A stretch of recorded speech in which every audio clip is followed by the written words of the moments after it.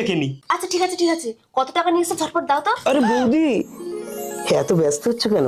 টাকা তো তোমাকে আমি দেবই। আরে আসতে এত কেন তাড়াহুড়ো করছো শোনা? তোমার মতো একটা কিউট বৌদি থাকলে তাড়াহুড়ো করবো না? আগে চলো।